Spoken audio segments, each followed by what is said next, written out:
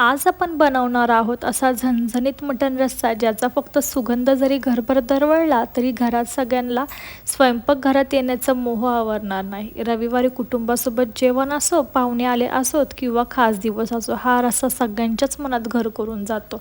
तर रेसिपी जी आहे ती स्टेप बाय स्टेप सांगणार आहे, छोट्या छोट्या गोष्टी सांगणार आहे. तो व्हिडिओ स्किप न करता शेवटपर्यंत नक्की पहा.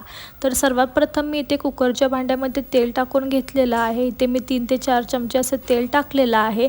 त्यानंतर बारीक चिरलेले 3 कांदे टाकलेले आहेत. जे कांदे आहेत हे छोटे कांदे आहेत, त्यामुळे मी तसे बारीक चिरून हे कांदे टाकलेले आहेत. कांदा जो आहे तो चांगला ब्राऊन होऊन द्यायचा आहे. त्यानंतर मी इथे बारीक आकाराचे 2 टोमॅटो जे आहेत ते यामध्ये कापून टाकलेले आहेत. आणि तुम्ही पाहू शकता अशा प्रकारे बारीकच गॅसवरती कांदा टोमॅटो जे आहे ते चांगलं परतून घ्यायचं आहे. त्यानंतर इथे चवीनुसार मीठ टाकायचं आहे.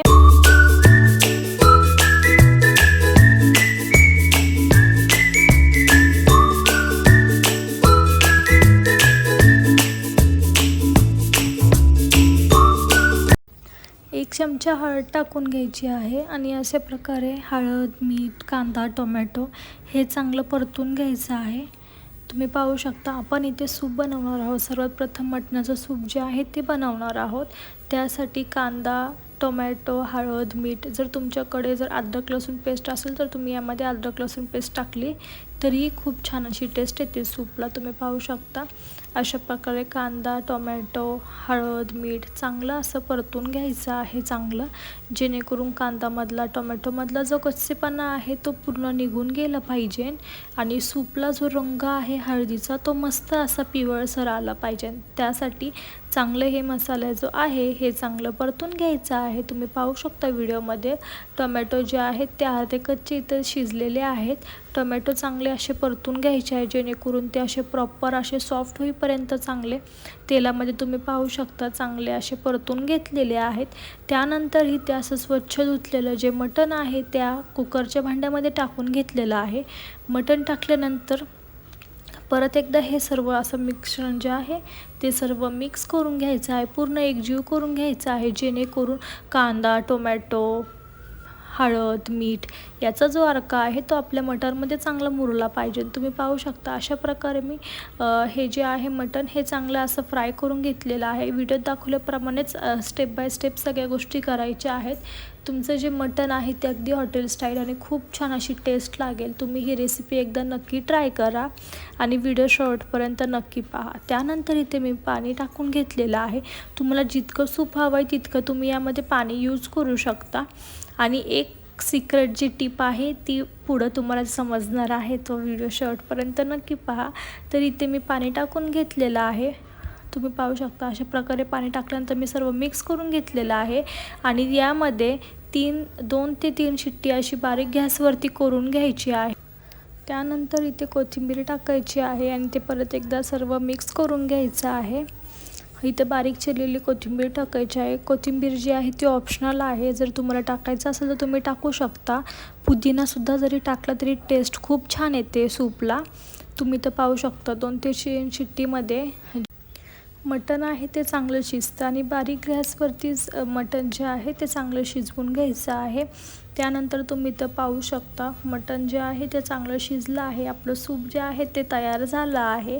त्यानंतर तुम्ही पाहू शकता अशा प्रकारे सूप जे आहे ते तयार झालेलं आहे. मस्त असं सूप तयार झालेलं आहे आणि गरम गरम सूप प्यायला मजाच खूप छान येते. त्यानंतर आपण वाटणाचा मसाला जो आहे तो करून घेणार आहोत. तर इथे मी मातीच्या तव्यावरती तेल टाकून यामध्ये मी सुकं खोबरं टाकून घेतलेलं आहे. सुकं खोबरं याच्यामध्ये अद्रक, लसूण, कोथिंबीर, टोमॅटो, कांदा, कढीपत्ता हे जितके पण जिन्नस आहेत हे चांगले असे तेलामध्ये गोल्डन ब्राऊन होईपर्यंत चांगले भाजून घ्यायचे आहेत. व्हिडिओत दाखवल्याप्रमाणे सर्व जे मसाले आहेत त्याचा पूर्ण कच्चेपणा गेला पाहिजे आणि खूप छान असे भाजले पाहिजे. असे ते पूर्ण जे आहे ते चांगले तेलामध्ये परतून घ्यायचे आहेत. तुम्ही व्हिडिओमध्ये पाहालच, व्हिडिओ शेवटपर्यंत नक्की पहा. व्हिडिओ बिलकुल स्किप करू नका.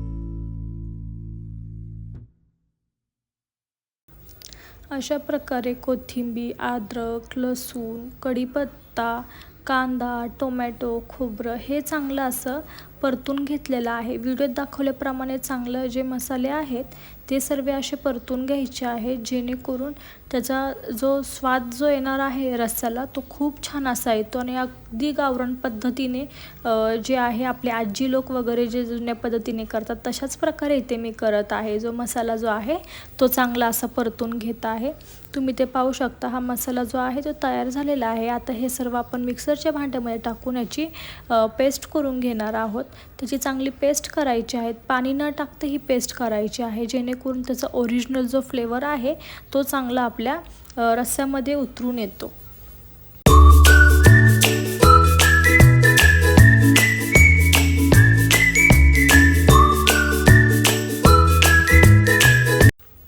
अशा प्रकारे इथे मसाला वाटण्याचं तयार झालेला आहे. आणि आपण जे मटणचं सूप केलं होतं त्यामध्ये आपण हा वाटण्याचा मसाला टाकणार आहे.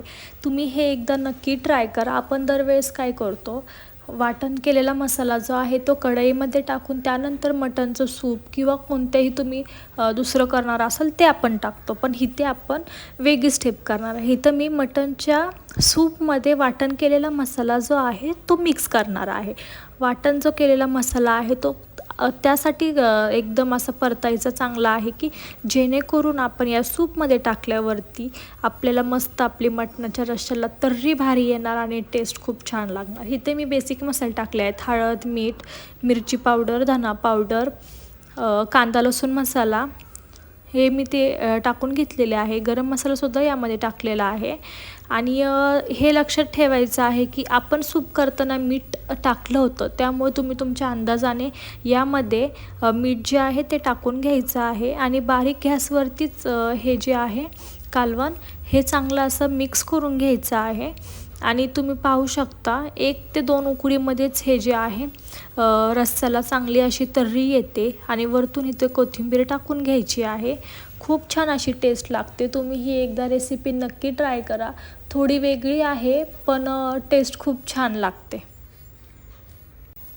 10 ते 15 मिनिटं याला चांगली अशी बारीक गॅसवरती उकळी येऊन द्यायची आहे. आणि त्यानंतर संपूर्ण घरभर दरवळणारा मसाल्याचा सुगंध तुम्हालाही जाणवेल. शेवटी बारीक चिरलेली कोथिंबीर टाकून घ्यायची आहे, म्हणजे जेणेकरून टेस्ट खूप छान येते. आणि तयार आहे आपला झणझणीत मसालेदार आणि गावच्या चवीचा मटण रस्सा.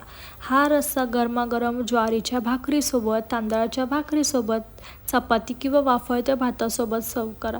एकदा हा स्वाद चाखलात की ही रेसिपी पुन्हा करावीशी वाटेल.